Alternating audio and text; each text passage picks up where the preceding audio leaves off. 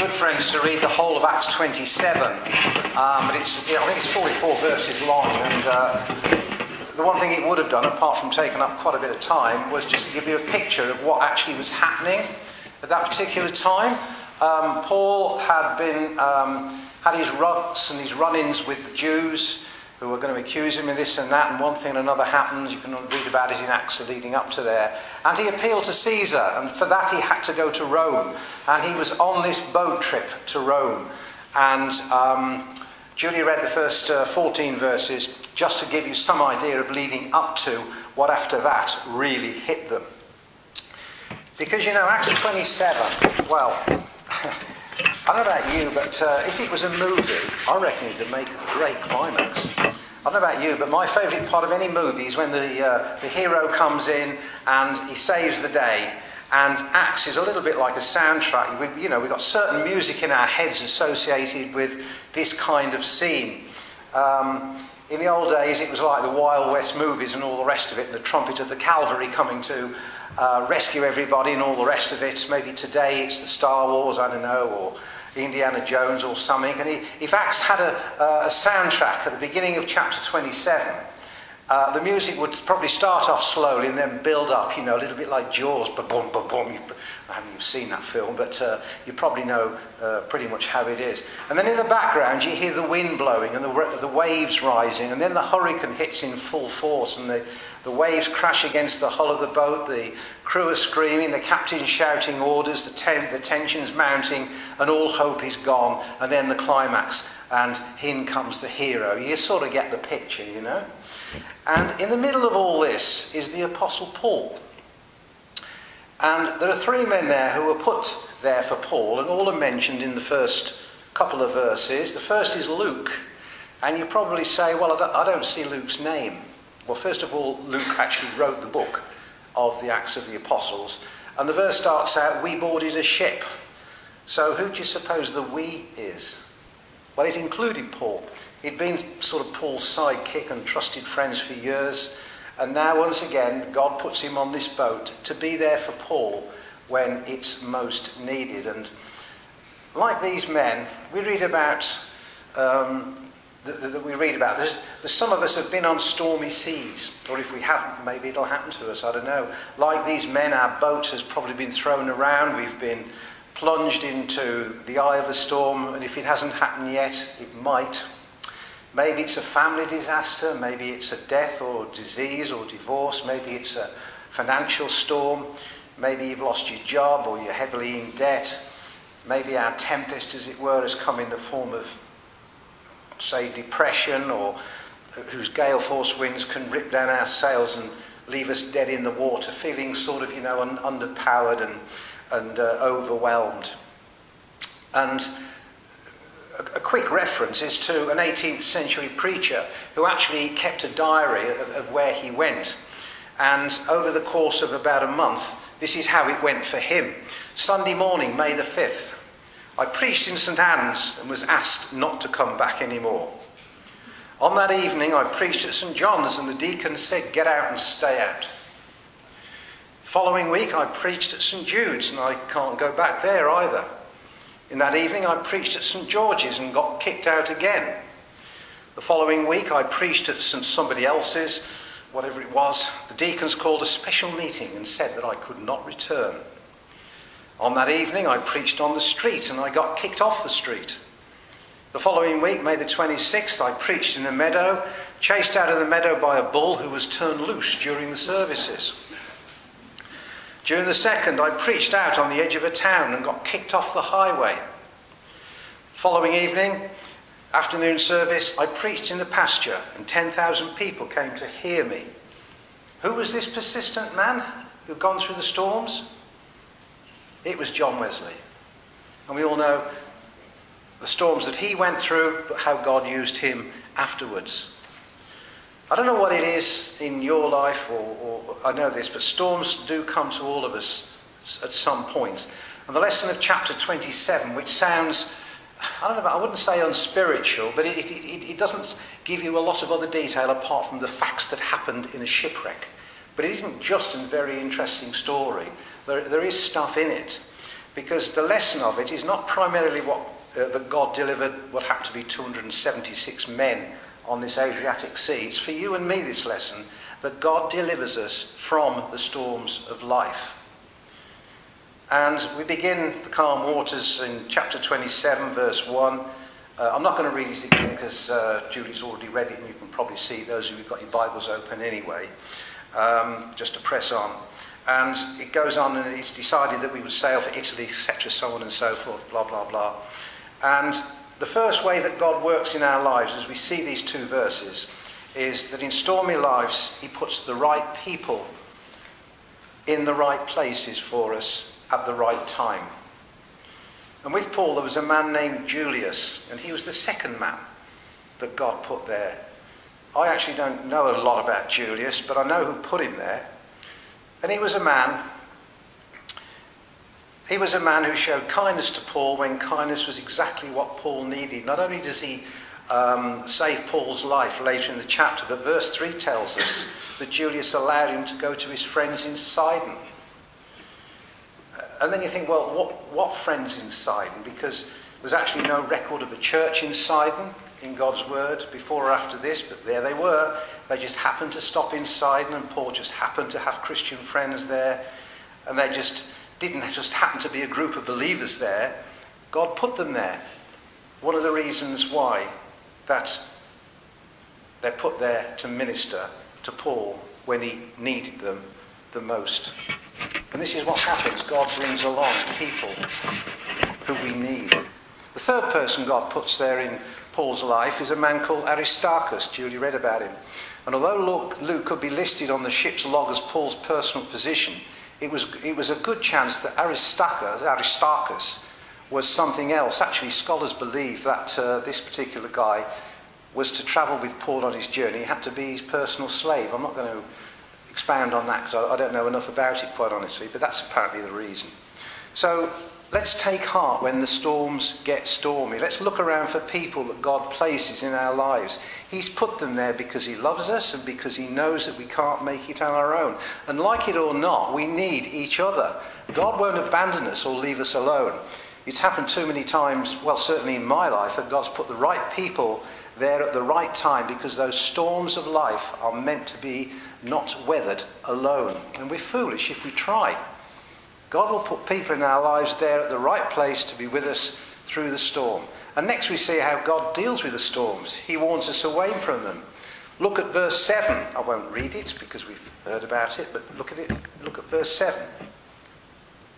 Sometimes when we're headed for a storm and we don't see it, in this case, God puts Paul into their lives to warn them that trouble was coming if they didn't turn back. The writer in Proverbs says, "The way of a fool seems right to him, but a wise man listens to advice." Proverbs 12:15. We can thank God for all the people in our lives who have warned us. I have to confess, I've not always listened. And many times I suppose I've played the fool really, but more and more I've learned to listen to the advice of godly people, and more these days I tend to seek it out. But God puts warners, people who warn, and the biblical word is admonishers, into our lives. And when he does that, the best thing we can do is listen to them. Most of the time when we're set on a course, though, the last thing we want to do is listen to somebody else. And the crew on this boat trip decided to ignore Paul's advice. Look at verse 11. I'll read this one. But the centurion, instead of listening to what Paul said, followed the advice of the pilot and the owner of the ship.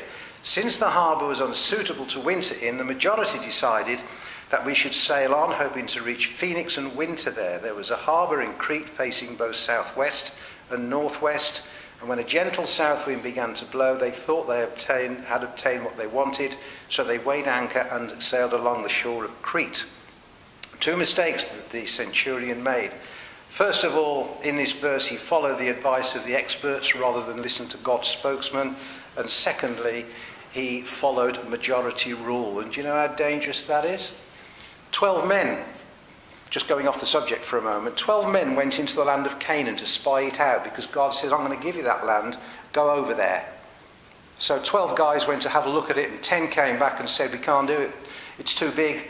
They're giants, they're massive blokes. We're a little bit like grasshoppers. 10 blokes said, no, forget it. 2 said, yes, we can do it. Joshua and Caleb. But no, the majority ruled. And at that point, they did not go into the promised land. So looking back over the history of the Israelites, we can take a look at all the disasters that took place because the majority ruled. Over and over we find that the prophets, hated by the very people that they were sent to speak to, we hear about them. Why? Because the majority wasn't willing to listen to God's messengers. But let's not forget that leaders were meant to lead. And we don't lead by taking, how shall I put it, a poll, if you like, of the followers and then doing what the majority wants, because that actually isn't leading, that's following. The shepherd doesn't take a survey of the sheep, if you like, to find out what pasture they want to go to. He just starts leading. Now, this doesn't mean that leaders can afford to be insensitive to the followers. It doesn't mean ignoring their legitimate needs and desires and opinions. But what it does mean for both leaders and followers is that God never intended his people to be led by majority rule. He never has and he never will. That's a sort of sidetrack, but let's get back to the ship, shall we? Because there's some clouds on the horizon. Verse 14, that was the last one that Julie read. Before very long, a wind of hurricane force called the northeaster swept down from the island. The ship was caught by the storm and could not head into the wind, so we gave way to it and was driven along. And I sort of left it there because the storm hadn't started. It's about to. Look at verse 18. It says, we took such a violent battering from the storm that the next day they began to throw the cargo overboard. That's the crew. On the third day, they threw the ship's tackle overboard with their own hands. God uses storms. Did you know that storms are some of God's best tools? And although I don't reckon that every storm is from him, I know that it's he that uses them. And when one of the ways he uses them is to help us to clear the decks. And when the storm hits and your life's thrown upside down, and that's when we start thinking about what is really important. Sometimes we need to clear the decks. I don't know what you think, but sometimes my decks get cluttered. It can get cluttered up with unimportant things. It can get cluttered up with useless things. It can get cluttered up with things that don't belong there in the first place. Just ask my wife. She will confirm all of that. But God uses storms to some of us in our lives to clear the decks. Verse 20, jumping along now, is a pretty good description of how one can feel. When neither sun nor stars appeared for many days and the storm continued raging, we finally gave up hope, all hope of being saved. Now, Acts 27, verse 20, is probably one of the saddest verses in the Bible. It's sad when people give up hope. But it's one of the best things that we can ever do, is that we can give up hope on our own ability to sort it. When we give up hope on ourselves. God uses the storms to clear the decks, but he also uses them to illustrate our powerlessness. And that's when he sent an angel. Read about it. He sent an angel. Isn't God's timing amazing? He could have sent the angel any time. He could have sent it a week before the angel. He could have told Paul that before he ever stepped onto the boat, hey, Paul, you're going to have a shipwreck, but don't worry, everyone's going to be fine. But he didn't send it until the angel, that is, until a week before. He waited until they had given up all hope by themselves. You see, they'd done everything that they could. They'd trimmed the sails, they'd dumped the cargo, they'd cleared the decks, they did everything that was humanly possible. And if it wasn't until they were exhausted that they turned around and that God turned around and said, okay, now I'm going to save you. So verse 23 says, last night an angel of the God whose I am, so Paul makes it clear where he belongs, and whom I serve, beside me said, do not be afraid, Paul. You must stand trial before Caesar, and God has graciously given you the lives of all who sail with you. So Paul knew that he was going to get to Rome. So God won't save us from the storms in our life until we give up on doing it ourselves. I'm going to sidetrack now. No need to turn to it, but Judges chapter 7 is the story about Gideon. I'm actually bringing Gideon into it because I'm in the Gideons. But I'd just like to illustrate another improbability, if you like, another impossible situation. This guy called Gideon is camped. He's camped in a valley where there are 135,000 Midianites. That's the enemy. And camped at the spring where he is are 32,000 of his finest soldiers. And Gideon's either showing complete foolishness or utter faith in God when he decides to attack them, even though they're outnumbered by more than 4 to 1. So they get up early in the morning whilst it's still dark and they start out, and 32,000 men about to fight a battle they've got no hope of winning. Do you reckon they were scared? You bet your life they were scared. Of course they were. These guys could count. They knew the Midianites had better weapons and superior numbers, and they knew the terrain better than they did, but to their credit, they marched out of the camp that morning ready to die. But before they got anywhere, God spoke to Gideon. I don't know if you remember what he said, those of you who know the story. He said, Gideon, you're making a mistake. You've got too many men. Can you imagine the picture on Gideon's face? You what? Too many men? Gideon, you're making a mistake. And he was wondering what on earth God was talking about. But to his credit, he didn't argue. So God went on, announced to the people that anyone who's scared and frightened of all this and trembles with fear can turn back. And 22,000 did. 22,000. And simple maths tells you that leaves 10,000 men. And now instead of 4 to 1, the odds are more like 13 to 1. And again, Gideon has to be wondering why God's doing it. So he goes to the Lord and says, okay, all right, we're down to 10,000. Is that better? And God says, you've still got too many. You what? And this time they went down to the stream and every man put his head down. Instead of watching for the enemy, was sent home. And that leaves Gideon with 300. 300 against 135,000 of the enemy. What do you think the men were thinking? Well, you all know perfectly well what the men were thinking, I'm sure. It's hopeless. It's crazy. How can 300 men win a battle when we're outnumbered 450 to 1? Well, the answer is, of course, they can't. And then God does the strangest thing of all, and as the men are sitting around the camp sharpening their swords, honing them into razor's edge or whatever else, each one is thinking, well, this sword of mine has got to kill 450 men in order for us to win. His sword next to me has got to kill 450. So he goes on. You see the picture. Gideon walks into the camp, takes away the swords and hands them 3 things: a trumpet, an empty jar and a torch. A trumpet, an empty jar and a torch. And I suppose somebody might have turned around and asked the question, well, what do you expect us to do with a trumpet, a jar and a torch? Scare them to death? And Gideon says, exactly. Now, here's the plan. In the middle of the night, we're all going to march into their camps and blow our trumpets. That's the plan? Yep. Right, okay, so what I want you to do is to take out a torch, which is hidden in your jar, and yell as loud as you can, the sword of the Lord. And Gideon, you think these guys were excited about this? Well, they were brave men and they were loyal men, so clutching their trumpets in one hand and their jars in another, off they went.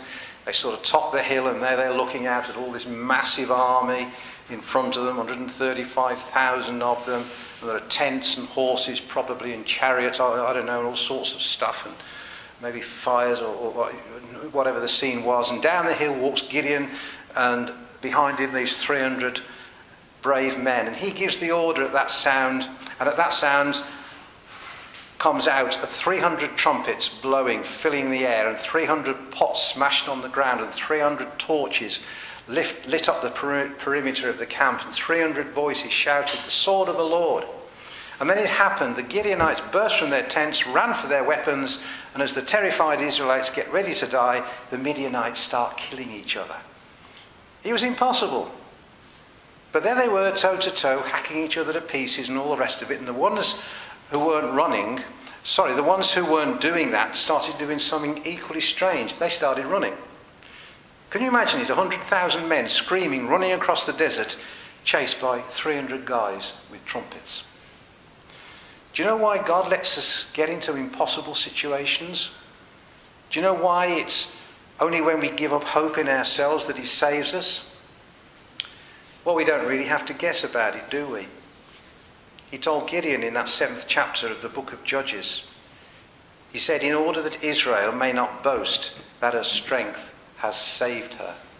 When it's impossible, it can only be him. Thinking about it, there's another example as well. I'll just briefly allude to it. Do you remember when Jesus took some spittle of the earth, and he got this blind man, and he put the spittle on his eyes, and the blind man saw? Now, no, everybody knows that doesn't work in reality. It wasn't the spittle that did it. It can only be of God. You get the point? If somebody had a bottle of ointment, and Jesus had took this bottle of ointment and put the ointment on his eye, and he could have seen, everybody would have turned around and said, "Cool, what's in that bottle? Must be fantastic." And it takes away the fact that God had done it. So he works when things become impossible. And getting towards the end now, just coming back to the boat again, coming back to the storm, Paul told the men about this angel.